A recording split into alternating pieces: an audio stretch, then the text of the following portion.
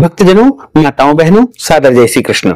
हमारे YouTube channel में आप सभी का बहुत बहुत स्वागत है। मैं हूं आपके साथ आचार्य धर्मेंद्र शास्त्री। आज हम आपको रामनवमी की दिव्य और ज्ञानमयी कथा सुनाने जा रहे हैं। तो सबसे पहले आपको और आपके पूरे परिवार को रामनवमी महापर्व की बहुत बहुत शुभकामनाएं और बधाइयां। प्रभु श्री राम का भरपूर आशीर्वाद आपके जीवन पर सदैव बना रहे। आप सभी सुखी रहें, स्वस्थ रहें, व्यस्त रहें और मस्त रहें तथा प्रभु श्री राम की कृपा से निरंतर उन्नति तथा प्रगति करते रहे। रामनवमी का जो पर्व होता है, चैत्र माह के शुक्ल पक्ष की नवमी तिथि के दिन रामनवमी का महापर्व मनाया जाता है। राम जो कि साक्षात विष्णु भगवान के जो है 21वें अवतार थे और भगवान नारायण के अवतार श्री राम का प्रागट्य रामनवमी के दिन हुआ है। त्रेता युग में अयोध्या के राजा दशरथ के यहां प्रभु श्री राम का प्रागट्य हुआ है और प्रभु श्री राम का नाम स्मरण मात्र से ही मनुष्य के सारे दुख, दर्द, संकट और कष्ट समाप्त हो जाते हैं। प्रभु श्री राम का नाम बड़ा ही प्रतापवान है, बड़ा ही दिव्य है और कलयुग में तो केवल प्रभु का नाम ही एक आधार है। प्रभु का नाम स्मरण करने से ही मनुष्य के सारे संकट टल जाते हैं। कलयुग केवल नाम आधारा, सुमर सुमर नर उतर ही पारा। यानी कलयुग में केवल नाम का ही एक आधार है, इसलिए राम नाम सबसे बड़ा है और प्रत्येक मनुष्य को चाहिए कि अपने दिनचर्या में राम नाम का जाप भी शामिल करे और चलते फिरते अहर्निशम उसे राम नाम का उच्चारण करना चाहिए। जो मनुष्य श्री हनुमान जी के सामने राम नाम का उच्चारण करता है तो श्री हनुमान जी उसके सारे संकटों को हर लेते हैं और उसके जीवन में कभी भी कोई कठिनाई नहीं आने देते हैं। प्रभु हनुमान जी जो है अपने भक्तों पर हमेशा कृपा दृष्टि जब बनाएंगे तब आप राम नाम उच्चारण करेंगे। यानी श्री हनुमान जी को राम नाम का जो है सबसे अधिक प्रिय होता है, इसलिए आप राम नाम का उच्चारण श्री हनुमान जी के सामने अवश्य करें। तो आज हम आपको श्री राम नवमी की दिव्य और ज्ञानमयी कथा सुनाने जा रहे हैं।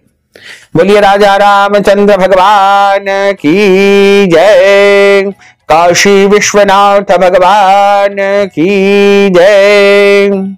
नीलांबुज श्यामल कोमलांगम सीता समारोपित वाम भागम पानो महासायक चारु चापम नमामि रामं रघुवंशनाथम। मनोजवम मारुततुल्य वेगम जितेन्द्रियं बुद्धिमतां वरिष्ठम वातात्मजं वानरयूथ मुख्यम श्रीरामदूतं शरणं प्रपद्ये। अतुलित बलधामं हेमशैलाब्जदेहं धनुजवन कृशानम ज्ञानिनामग्रगण्यम सकल गुण निधानम वानरानामधीशम रघुपति प्रिय भक्तम वात जातम नमामि। रघुपति प्रिय भक्तम वात जातम नमामि। बोलिए राजा रामचंद्र भगवान की जय। राम कृष्ण दो एक है, अंतर नहीं निमेष। इनके नयन गंभीर है, उनके चपल विशेष। रामायण और रामचरितमानस हमारे पवित्र ग्रंथ है। तुलसीदास जी ने श्री राम को ईश्वर मान करके और अयोध्या में श्री राम नवमी के दिन से ही श्री रामचरितमानस की रचना आरंभ की थी, किंतु आदि कवि वाल्मीकि ऋषि ने अपने रामायण में श्री राम को मनुष्य ही माना है। तुलसीदास जी ने रामचरितमानस को राम भगवान के राज्याभिषेक के बाद में समाप्त कर दिया।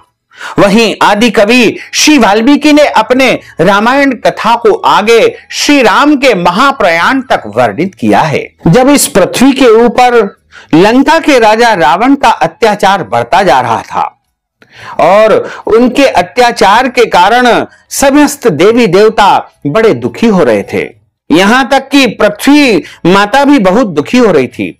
तो पृथ्वी माता तथा समस्त देवताओं ने जाकर के भगवान नारायण से प्रार्थना की, प्रभु से निवेदन किया कि हे प्रभु, रावण का अत्याचार पृथ्वी पर बढ़ता जा रहा है, तो प्रभु ने समस्त देवताओं को आश्वासन दिया कि आप लोग निश्चिंत रहिए, मैं जल्द ही जो है राजा दशरथ के यहां पुत्र बनकर के आऊंगा और रावण का संहार करूंगा।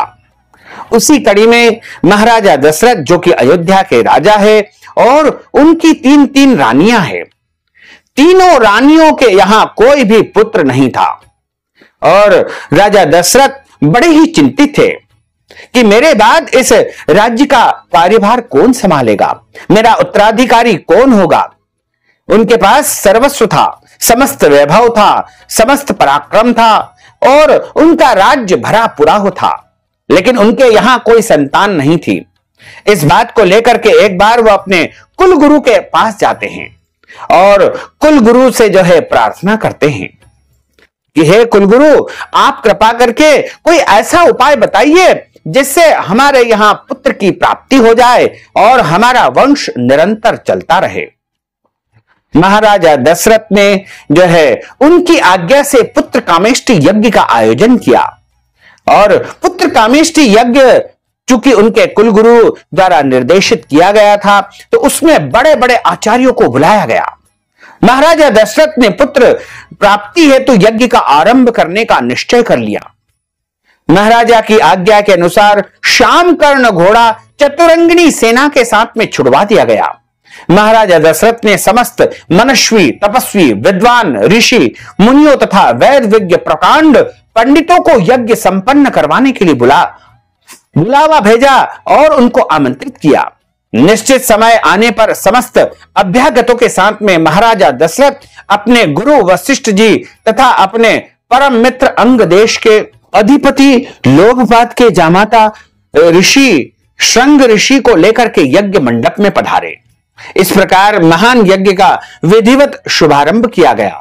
संपूर्ण वातावरण वेदों की ऋचाओं के उच्च स्वर में पाठ से गूंजने तथा समिधा की सुगंध से महकने लगा। समस्त पंडितों, ब्राह्मणों, ऋषियों आदि को यथोचित धन, धान्य, गौ आदि भेंट करके सादर विदा करने के साथ में यज्ञ संपन्न हुआ। जब यज्ञ संपन्न हुआ तो उसी यज्ञ से यज्ञ नारायण भगवान स्वयं खीर लेकर के प्रकट हुए और खीर उन्होंने राजा दशरथ को दी और कहा कि अपनी रानियों को इस खीर को खिला देना। इस खीर को खाने के बाद में तुम्हारी रानियां गर्भवती हो जाएगी और उनको निश्चय ही पुत्र की प्राप्ति होगी। राजा दशरथ ने यज्ञ के प्रसाद खीर को अपने महल में ले जाकर के अपनी तीनों रानियों में वितरित कर दिया गया। प्रसाद ग्रहण के परिणाम स्वरूप तीनों रानियों ने गर्भ धारण कर लिया। जब चैत्र माह के शुक्ल पक्ष की नौमी तिथि आई, नौमी तिथि मधुमास पुनीता, शुक्ल पक्ष अभिजित हरि प्रीता। चैत्र माह का शुक्ल पक्ष था, नौमी तिथि थी और उस दिन पुनर्वसु नक्षत्र में सूर्य, मंगल, शनि, बृहस्पति तथा शुक्र अपने अपने उच्च स्थानों पर विराजित थे तथा कर्क लग्न का उदय होते ही महाराजा दशरथ की बड़ी रानी कौशल्या के गर्भ से एक शिशु का जन्म हुआ, जो कि नील वर्ण के थे, चुंबकीय आकर्षण वाले थे, अत्यंत तेजोमय, परम कांतिवान तथा अत्यंत दिव्य चमक वाले थे और बहुत ही सुंदर थे। उस शिशु को देखने वाले देखते ही रह जाते थे। इसके पश्चात शुभ नक्षत्रों और शुभ घड़ी में महारानी केकई के एक तथा तीसरी रानी सुमित्रा के 2 तेजस्वी पुत्र का जन्म हुआ। जैसे ही महाराजा दशरथ को पता लगा कि उनके यहाँ 4 पुत्रों का जन्म हुआ है, संपूर्ण राज्य में आनंदोत्सव मनाया जाने लगा। महाराज के 4 पुत्रों के जन्म के उल्लास में गंधर्व गान करने लगे और अप्सराएं नृत्य करने लगी।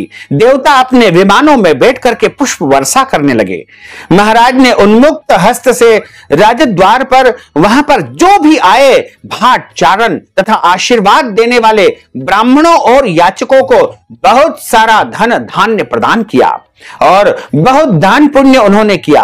पुरस्कार में प्रजाजनों को धन धान्य तथा दरबारियों को रत्न आभूषण उन्होंने प्रदान किए। 4 पुत्रों का जन्म हुआ।